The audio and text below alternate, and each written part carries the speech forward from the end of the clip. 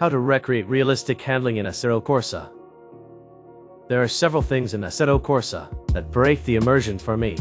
The most glaring thing is the understeer in almost all cars. You cannot load the front tires at all, they just slip from the get-go.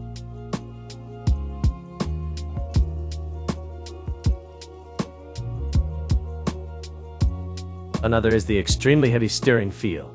The car is trying to rip the steering wheel from your hands in the most mundane situations. Driving becomes some sort of a wrestling match with a steering wheel. You cannot drive properly at all. In reality, steering a vehicle doesn't take force. Any grandma can hop on a cart and go for a drive, and still not feel exhausted after a kilometer. Beyond those issues, the vehicles don't feel like they have much weight transfer at all. Mostly it's a case of overly stiff suspension. The tires just don't have the grip to work the suspension, and the driving experience becomes really mundane. So how to fix these? You need to be able to access the car's data folder. It can be created through the Content Manager if the car doesn't already have it. It's found in the Content Manager's Content tab. To access this option, you need to enable Dev Mode in Content Manager. It's done by clicking the build number of the Content Manager several times in the About tab.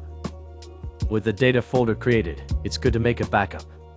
Also, any of the changes won't take effect if the data.acd file is found in the car's root folder. Either delete it or move it somewhere else.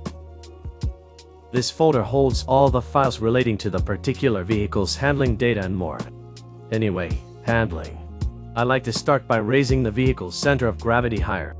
It's done by setting a lower value for the vehicle's graphical offset in the Y dimension.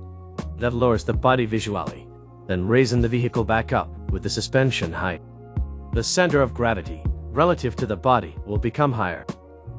You use the base Y values to match the suspension pickup points to the new vehicle height. I'll get to suspension and springs itself in a bit. Beyond raising the CG, I like to tilt the visual body backwards. After then again, leveling the suspension, the car then has a higher center of gravity at the back. Fix the subframe locations again. After all that, it's also necessary to fix the collision box, which is probably hitting the ground at the nose end.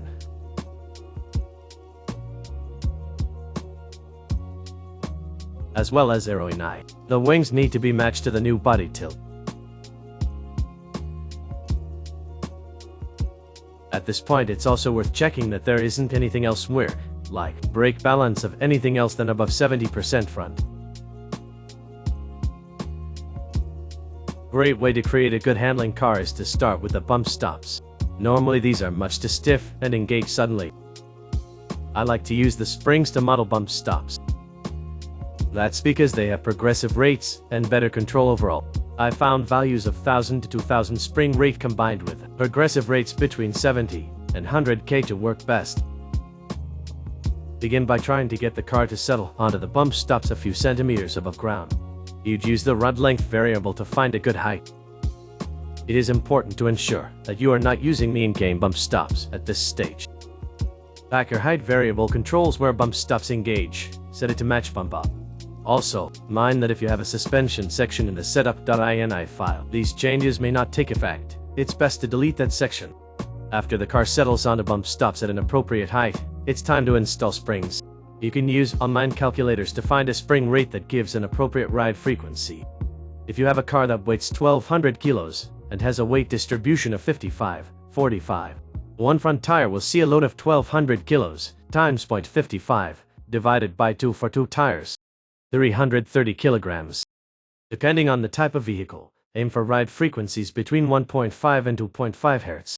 A spring rate of 52,000 newtons per millimeter gives a frequency of 2 Hz. For a mass of 330 kilograms. You get these numbers quickly from an online calculator. No need to do math, but it's a good tool to check that you're in the right ballpark, and that the rear and front match. That spring rate now goes to the bump stop value. And you can lower the packers to close where bump down is at. The lower you set the packers at, the more preload the suspension has, and the higher the ride height. At this stage you set the ride height, only using the packer height. You can think of it as the lower spring perch. Now the car should have a functioning suspension. It won't bottom out from hitting a pebble and skid into a wall.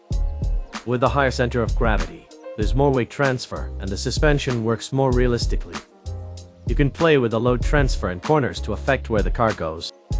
For example, by using left foot braking. Still, the steering weight hasn't been fixed. I think it's mostly a case of really high trail. Usually just moving everything backward by a centimeter in the front geometry fixes the issue. That puts the kingpin angle more in line with the contact patch.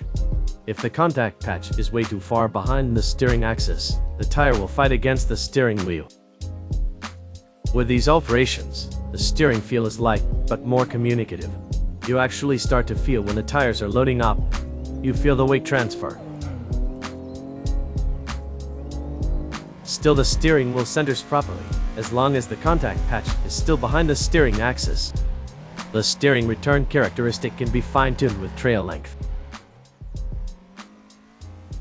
One final modification to do, that largely affects how cars feel, is to modify the car's inertia box. It needs to be around 50% larger. Height is usually fine, but increasing its width and length really brings cars to life in this game. It means the tires now have to work a bit more to change the car's direction. That gives the suspension more work to do, as well as the driver. Weight and movement. That's pretty much it.